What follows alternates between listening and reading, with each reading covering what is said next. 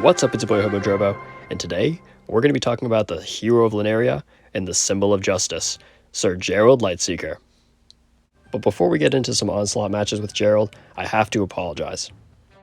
4 weeks ago, I said that Alric should have been a lock over Gerald for the starting hero roster. However, I no longer think that. I think Gerald was a great option to be a cover hero for this game, and I think that I needed to give him a lot more respect. He's probably more iconic, and being a common hero that you unlock early on makes a lot of sense. But I think that also brings up a very important question.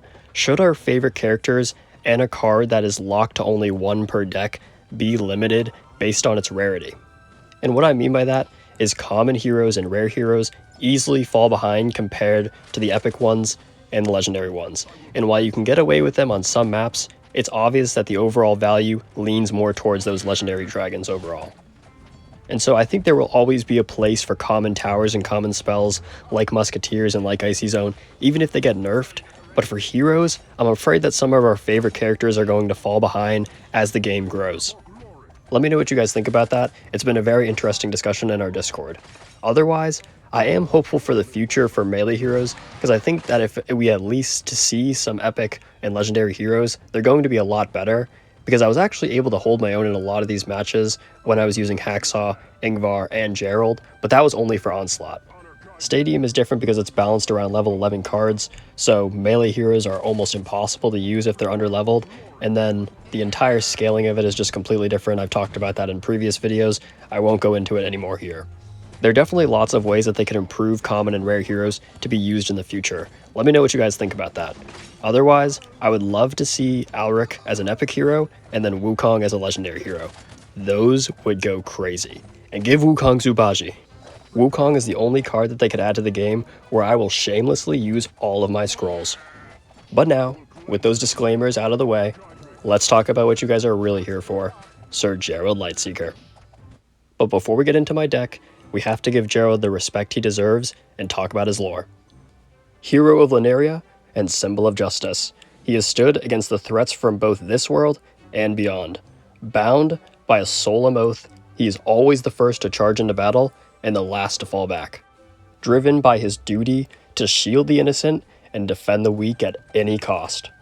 This is very inspirational, and it's really what makes him a Giga Chad. However, this is also real gameplay lore, because every match that you use Gerald, you're going to be at a disadvantage. But like I said before, it's going to be difficult with any melee hero, so you need the right setup, the correct map, and good micro.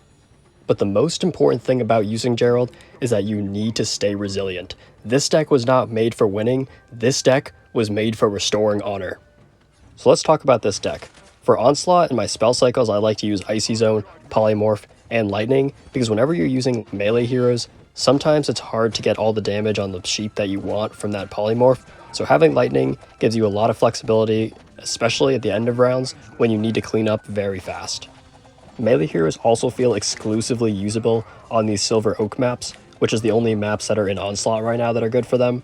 You can do Stormcloud Mountain, but I wouldn't recommend it, and Hacksaw is good in Bandit Slayer, but you don't see that in Onslaught.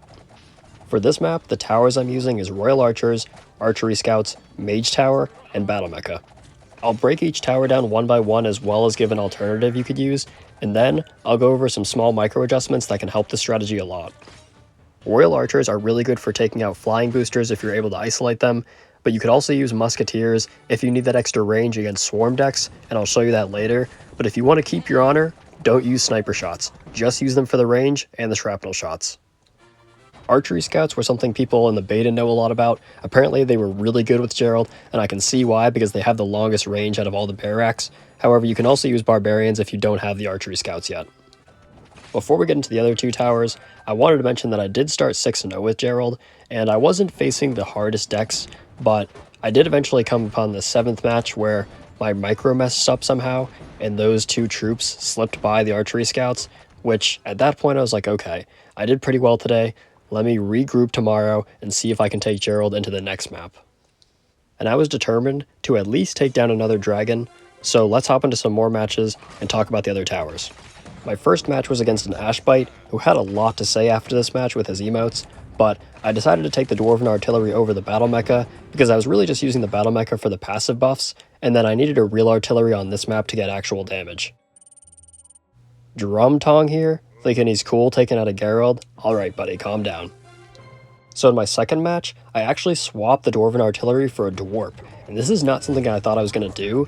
When I read it, I realized that its passive is actually giving 5% extra health to allies, and that gives Gerald an extra 300 health, which may not seem like much, but in these level 5 Onslaught matches when everything already has low base stats, that extra 300 health roughly goes a long way.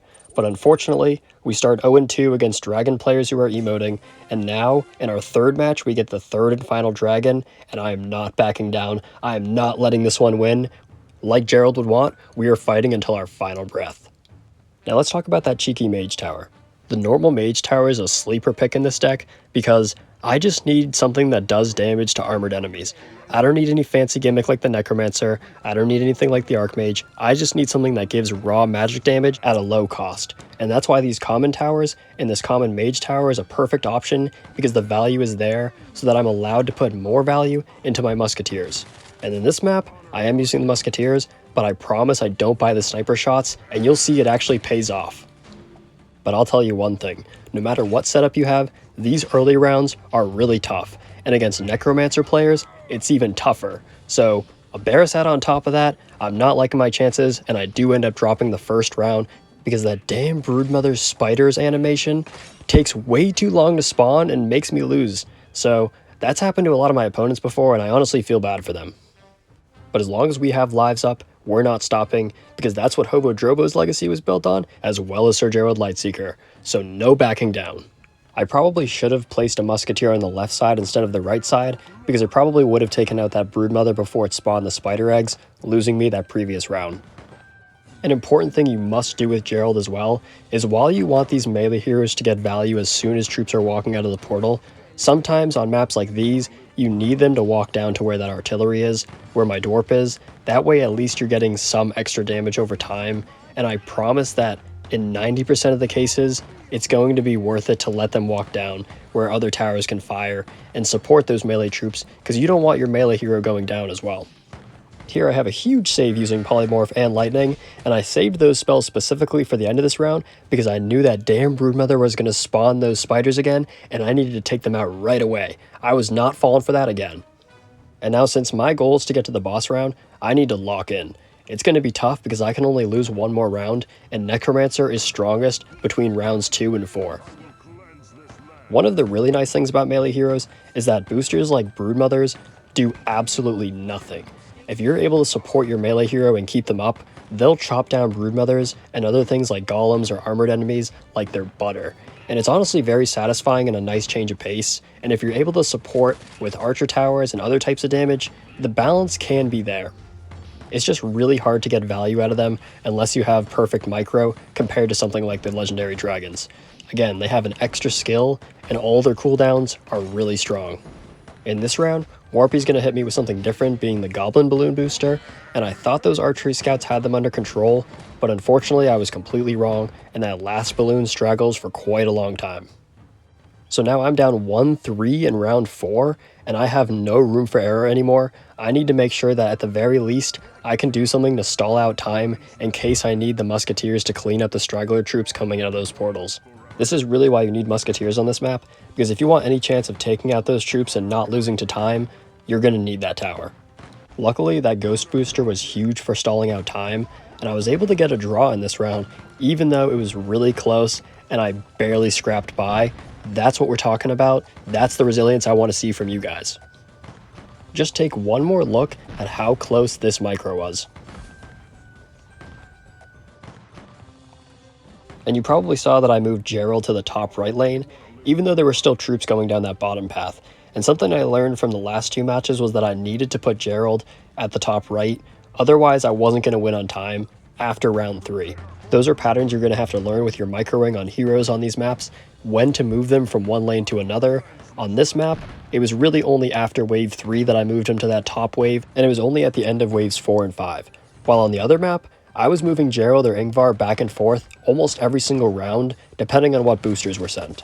That's something that you have to get comfortable with over time, and it's not going to be perfect, and you have to know what towers to synergize with in order for it to work. At this point, I have a level 3 Call of the Dragon on his side, and I have a level 2 Ghost Booster, which is making it really hard for him to actually deal with these waves. Troop Boosters are meta in Onslaught no matter what deck, or no matter what map you're playing on, but it's really important with melee heroes because you need to buy as much time as possible, and that's what you're seeing here. And while we're waiting for this boss wave, it's time to give a good shout out to that one single mage tower who's dealing with the armored skeletons and the armored troops coming out at the beginning of those waves, and then you see I move Gerald over again to take care of the troops that have the magic resistance, easily cleaning up this wave. And then the musketeers are another big shout out because those shrapnel shots are going to go crazy for dealing with the skeletons and the other packs of troops, and we're actually able to clear the wave before he does. And so I'm going to go with the Ghost Booster again because the Tesla struggles against really big packs of troops. It's a nice artillery for hitting air stuff, but if I'm able to crowd him, he doesn't really have much for crowd control. Now I know I'm using Polymorph, which is really good right now because it is bugged, but even without the bug I still think it'll be meta, and most of my opponents, including Warpy here, are using it, so I think these matches are fair. And here we go, the long-awaited boss round, where we can have Sir Gerald Lightseeker cement his lore into Kingdom Rush battles. We were talking about lore in our Discord, and one of the great things about battles is that even though it doesn't have its own lore, we can make our own lore. Each and every battle is lore in and of itself, and over time with more cards added, the battles will only get more and more interesting. And so before we hand the spotlight to Gerald, I want to say one more thing. If you're looking to make content on this game, custom matches may be a good place to start because we can create our own lore in those matches, and the possibilities are going to be endless as this game grows. And right now, we've only scratched the surface on this channel, and I can't wait to start exploring with more. Now, let's let Gerald cook. As soon as those archery scouts go down, he's gonna hop in and get his hands dirty, just like the real Gerald would. But he's forced to raise his sword and fall back because the sniper shots are raining down like hell. Then he bashes his shield and brings the energy needed to inspire his soldiers to fight back.